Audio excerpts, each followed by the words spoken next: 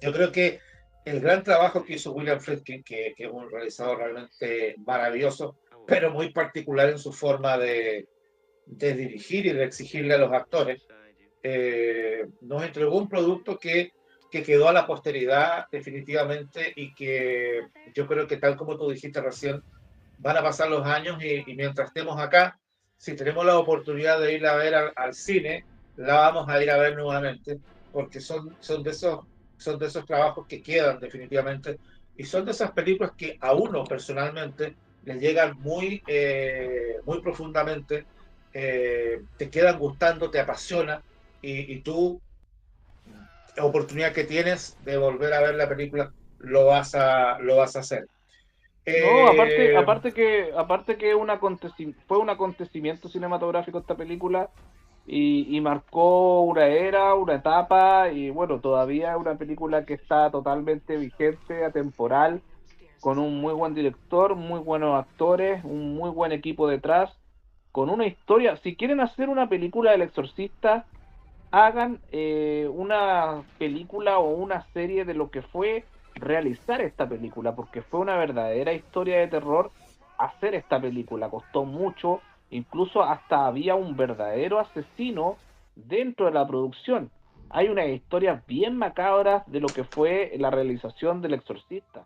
Ahí yo creo que hay una historia interesante que podrían contar en vez de hacer otras continuaciones o otros remakes porque esta película es inigualable, o sea, van a pasar muchos años, como dije al principio de esta crítica, para que encontremos otro producto de este tipo. Es que yo creo que, mira, yo creo que no. Yo creo que, yo creo que ya el trabajo que se hizo con esta película y lo que terminó resultando de ello, yo creo que está acá. Yo creo que ya no vamos a tener otra película que tenga la misma No, relevancia. ni la nueva, No, no, la de Flanagan tampoco, no. absolutamente.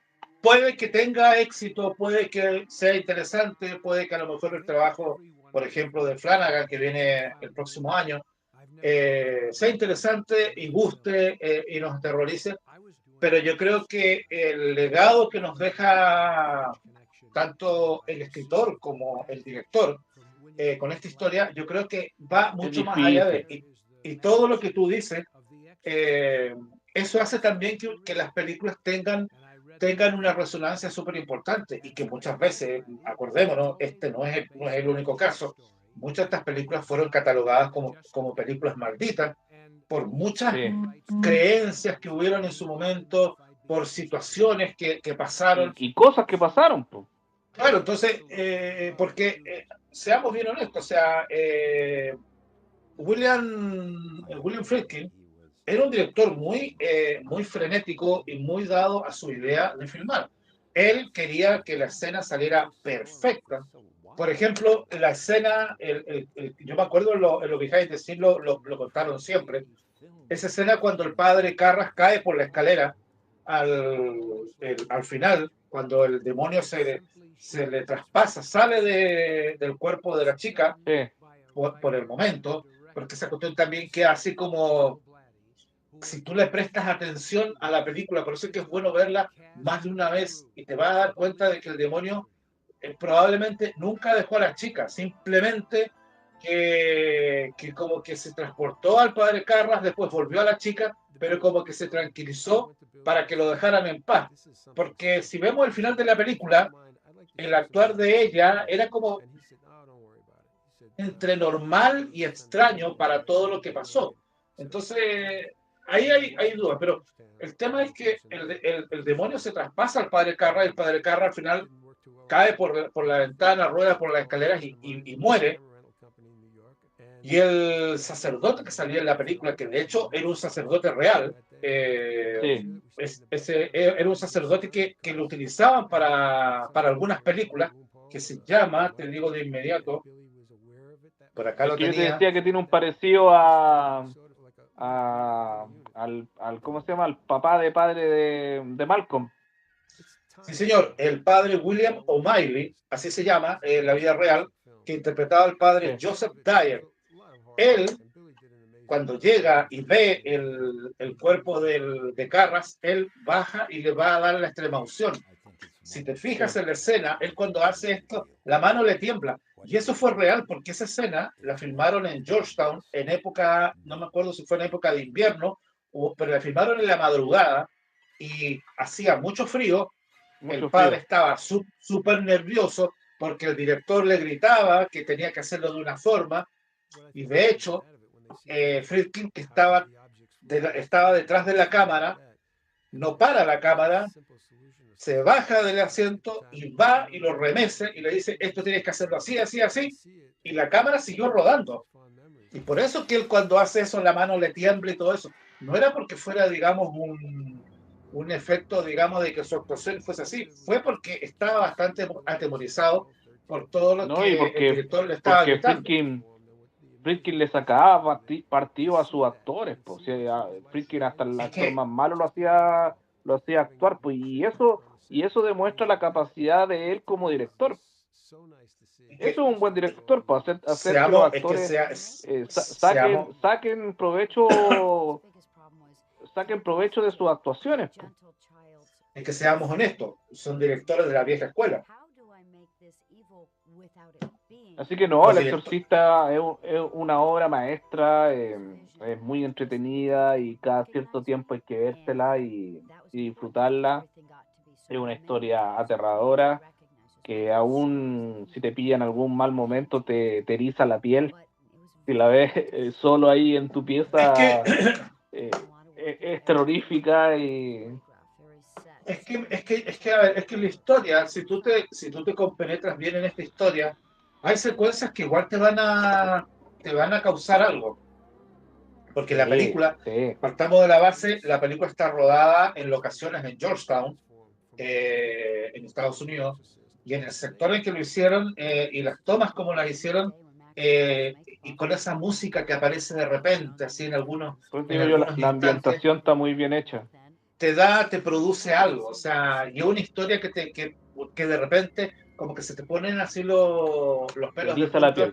piel. Claro, Sí. entonces la película, a pesar de que uno la ha visto muchas veces, si uno se mete en la película y te olvidas de lo que está pasando por alrededor, de repente te produce algo cuando estás viendo algunas escenas. Entonces eso habla de un buen trabajo y definitivamente eh, por eso es que estos títulos se han transformado en esos grandes clásicos y en esas joyitas del séptimo arte que han prevalecido a lo largo de todas estas Van a décadas. claro, van a Exactamente. permanecer ahí por siempre. Y todas estas películas, El Exorcista, la que vino pocos años después, que fue La Profecía, eh, también pasaron muchas cosas extrañas en el transcurso del La rodaje, producción, sí.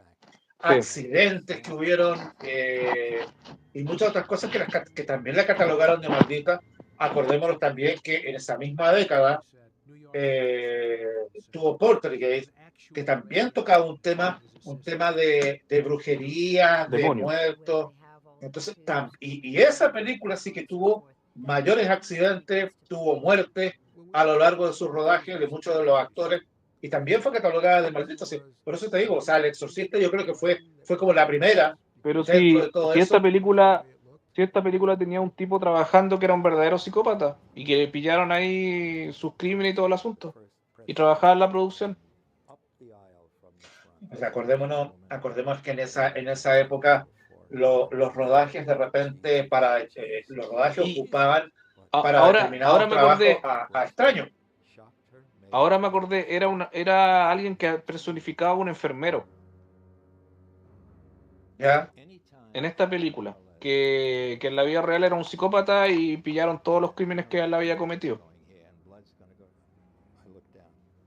No, y aparte que trabajar con esto del tema diabólico y todo el asunto, igual trae malas vibras, hay que ser claro en eso. Trae malas vibras eh, y trae cosas así medias turbias. ¿Para qué estamos con cuentos? Si las producciones que tú has nombrado y otras cuantas más también han pasado por cosas bien brígidas. Así que trabajar con estos temas en el cine de terror es bien delicado. Que toca, claro, que toca temáticas que uno, quiéralo o no, produce algo. Porque claro, hay investigaciones, hay formas de trabajar con determinada historia, entonces muchas veces vas más allá de ante muchas situaciones, entonces también eso empieza a provocar rumores, comentarios, y tal vez ese, ¿cómo se puede decir? Cuando esto empieza a ser colectivo entre el grupo, empiezan a suceder cosas y muchas veces uno las atribuye a determinados hechos, pero a veces es por es por el mismo temor, es por todo lo que se produce entre la masa de gente que tienes ahí, que a veces producen estos detalles. Yo me acuerdo de casos, por ejemplo, cuando yo trabajaba en Quilicura, en la noche, hubo una época en pleno invierno, cuando trabajábamos en AF, en esta empresa que ahora se llama, no, ahora se llama AF, y hubo una oportunidad que fue una semana de invierno, de lluvia, y fue una semana donde habían habido despidos, habían habido varias cosas, incluso entre medio hubieron algunos accidentes en la planta y todo eso. Y andábamos como todos medio extraños, y de repente, uno de repente escuchaba cosas, comentarios, salía al patio, de repente llegaba gente un día en la noche que vio una figura con los ojos rojos en una parte, entonces hubo un accidente con un bus en otra noche, entonces fue como una semana donde pasaron muchas cosas extrañas, pero también yo creo que un poco el colectivo, cuando empiezan los comentarios, los temores y muchas cosas de la masa en general, yo creo que también ha pasado lo mismo. Y como te Sí, metes sí, en temas que son mucho más complejos, claro, empieza a más producir turbio, eso claro. en lo que tú puedas creer, en lo que yo crea, en lo que yo le comente a otro. Entonces, se van dando cosas.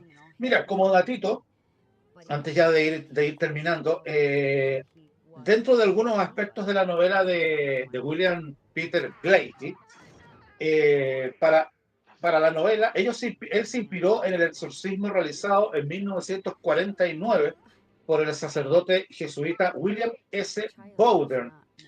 La, la novela tuvo escasas ventas hasta que Blatty cautivó a la audiencia con The Dick Cavett Show, con un debate sobre la existencia del diablo. Ese debate fue tan polémico, llamó tanto la atención, que eso empezó a armar todo un tema en torno a él y eso hizo que la novela tuviera mayor repercusión en su momento. Poco después, la novela encabezó la lista de los libros más vendidos del New York Times, un poco por todo eso que se armó en torno a este debate y eso ayudó también para que esto tuviera más trascendencia en los medios y en las ventas, hasta que llegó eh, todo este tema de ver la posibilidad de llevarla a la gran pantalla, que también fue todo un desafío para él, porque tuvo que él mismo adaptar su novela y dejar al estudio absolutamente contento, que en una primera instancia no estaba muy conforme con la idea de la trama. Sácame de duda, El Exorcista fue la película más taquillera de toda la historia cuando salió. Sí, Parece que sí, ¿eh? sí, sí, porque estamos hablando de una película que tuvo un presupuesto original de $12 millones, pero esos 12 millones parece que se duplicaron más por todos los problemas que tuvieron Porque, en el aplazamiento del porque, rodaje y todo eso. porque Pero en así el todo, 72, en el 72 El Padrino llegó a ser la película más taquillera de toda la historia, después El Exorcista el 73, el 75 Tiburón, después Star Wars. Esa fue una época donde se rompían constantemente los récords de audiencia. claro, porque ya acuérdate que en esa década empiezan a salir los blockbusters, los grandes Sí. blockbusters en el cine, porque antes no existían.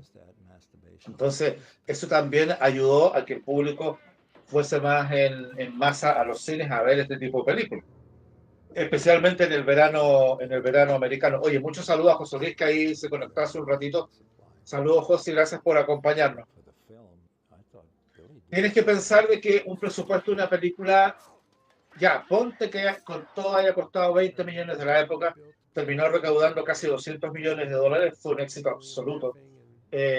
Y con los reestrenos, la película ha llegado a las Hoy cifras aumentando. de casi 441 millones de dólares y un poquito más. Así que todo un tema y bueno, yo creo que es de los títulos que vamos a volver a tener en unos años más nuevamente en el cine para algún importante aniversario que cumpla esta película.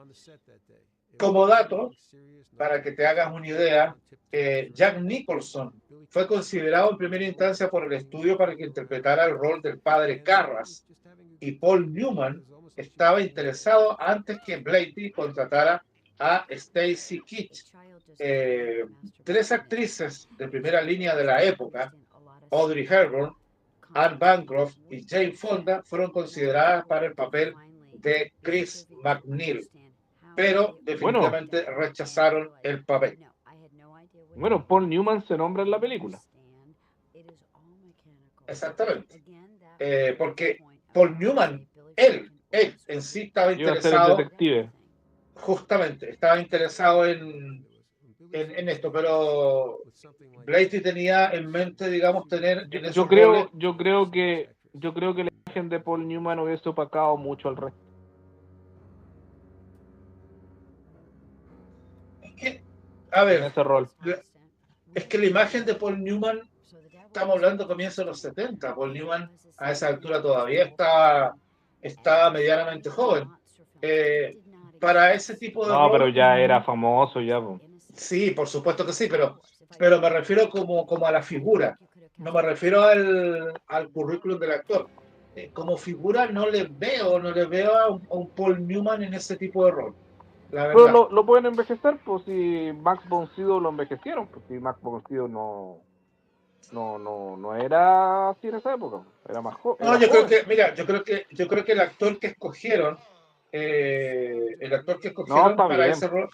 para ese rol fue el justo y preciso, y la verdad, yo creo que No, y el fue el reemplazo que actor fue la realmente tercera, interesante. y el reemplazo que hicieron en la tercera con George Scott le atinaron bastante, porque el parecido físico y cómo hablaba y trataba era bien parecido a lo que fue al detective de la primera. No, y otra cosa, imagínate si Marlon Brando hubiese aceptado la propuesta de Warner para que interpretara el papel de Lancaster Merrin. Imagínate los problemas que hubieran habido ahí con William Friedkin, porque No, era, no, Brando, que tenía un carácter de los mil demonios, con Friedkin, bueno, hubiera sido ese set, bueno, hubiera sido un campo de batalla, definitivamente. Y ahí sí podrían haber tenido más problemas que nada, porque Marlon sí. Brando era dado sus ideas y de ahí no lo sacaba nadie. No, y aparte que Max von Sydow hizo un gran trabajo, así que no había necesidad de un Brando ahí.